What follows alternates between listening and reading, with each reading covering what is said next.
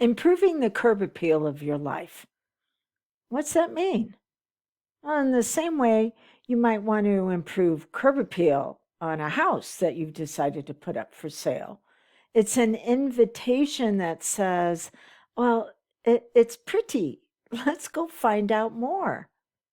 But sometimes we can be improving the curb appeal of our life because it's a cover up where we feel like we're flawed, we're broken, we cannot be fixed. Instead of the curb appeal is simply an outer expression of the beauty that's going on inside. In fact, that's the true meaning of beauty, an externalization of inner harmony. But you can use it as a cover up to invite people in because you've been taught what I heard this term yesterday, and I think it's phenomenal, disease to please. That for whatever reason, those around you at a formative time in your life, it could have been years or it could have been an experience, but they wanted you to be disordered. And that simply means that whatever you valued and the ranking of those values, they wanted to be at the top. That you were taught you needed to overperform for them to be okay, but it wasn't where it was a level of worthiness and you were both working on significance in a partnership, because that means I bring my brilliance and you bring your brilliance, and together we create something that is more amazing than what we could apart. No, this was you bring your brilliance and you make it work for me. Now, this can show up in a couple of different ways. One of my clients this morning, it showed up as far as her making it okay for other people to sabotage her. And then when she drew boundaries, she felt bad about it. What's interesting is she's always going to feel bad about drawing the boundaries. You want to recognize that. To heal simply means wholeness. And there needs to be an acceptance that there was a part of you that was programmed and conditioned to act out a certain way, and it's not going to go away.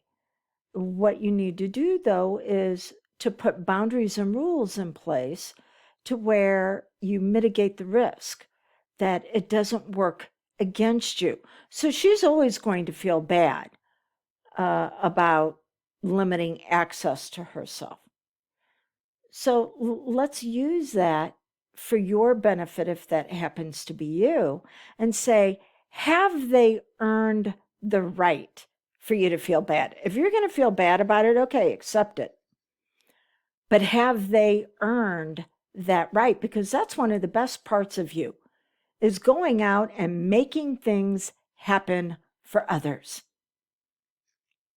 Another one of my clients today realized that she had disease to please because whenever she would try to assert herself, there would always be a conflict with her partner who would actually gaslight her to say, well, no, you need to be staying home taking care of the kids. And she'd stay home and take care of the kids. And he's like, but she still wants fuller expression of herself, so she's volunteering.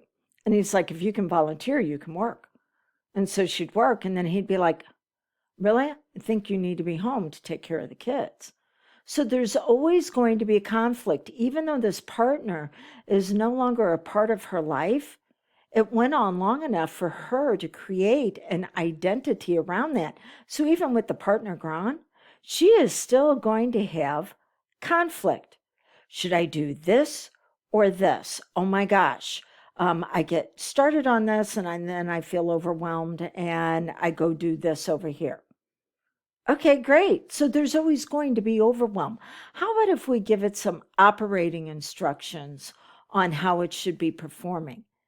That there are certain things that should be overwhelming her that let her know it's not going to lead to the fulfillment of her expression. It's for somebody else. Nowadays in a culture where everybody seems like they're wanting to fight, somebody who's wanting to do conflict management, not conflict aversion, but conflict management, as far as saying, yeah, I can see how that aspect of me would think that. And then I can see this other aspect of me and how it would want to move forward. And so, what is it that I need to do to mitigate between the two to make it as secure as possible for forward movement? Or is it really trying to tell me this is something you are not supposed to be doing? That is a skill set that could really be used in today's culture. And she's got it. She just needs to put rules around it to where it doesn't run all over her. So, in your disease to please, you were taught disorder. There is a certain level or a certain order, a certain system that your values need to be placed in, and that was taken away from you, and someone else's was inserted. And there was an aspect of you that knew it was wrong. Because after disorder, that's when you start going dysregulated.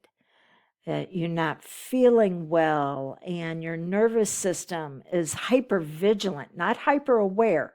Hyper-awareness is a good thing. Hypervigilance, it's always on looking, as my mom says, for the next shoe to drop. Well, you can't maintain that very long without going from disordered, dysregulated into dysfunctional, which means now the actions that you're taking are harmonious with that order that you were given, but it doesn't belong to you. And so now you will seek out sabotaging habits that are self-care, that are soothing, but they only give short-term relief. And that's when we look at the twos: too much procrastination, too much drinking, too many gummies, too much eating.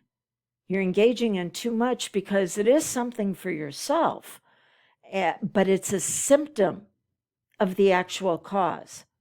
And when you engage in the twos for too long, that's when the system goes toxic. And typically, people will come to me with some sort of toxicity in their life, and they think that's what we're going to be working on.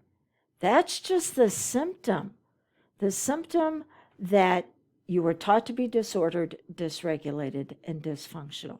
We have to put things back in order. That's the level of healing. Then after that, we have to go regulated. Regulated comes from growth, discovering your brilliance, your magnificence, that the next greatest part of you. Then after that, we look to set goals. And this is whenever you're functional. Now, why wouldn't we not set goals and then discover your brilliance? You can do that. In fact, you've probably been doing that for quite some time. And this is the reason why you can achieve the goal and not hang on to it. Or you can achieve the goal and then go, is that all there is? There's no fulfillment to it, because it was action for achievement instead of implementation for impact by bringing you out at your very best. So we put things back in order. That's healing. Then we look at regulating your system. That's growth. And then we look at being functional. That's where you start setting your goals. And then the final level, this is vision. This is when your purpose starts coming in clearer. This is intelligence. So instead of disordered, dysregulated, dysfunctional, and toxic, you're now ordered, you're now regulated, you're now functional, and you now are using all of the best parts of you for intelligence. Okay, so curb appeal is a good thing. It can invite people in and say, oh my gosh, yeah, what was amazing on the outside, you should see it on the inside. or it can be used as a cover-up for you to try to get your needs met because you think if you do enough of the dysfunctional behavior, you'll finally get the crumbs of connection. But when you're a dysfunctional giver, you attract dysfunctional takers. It's time for you to discover who you really are and enjoy the journey just as much as the arrival. So, until we get together again, blessings on your brilliance.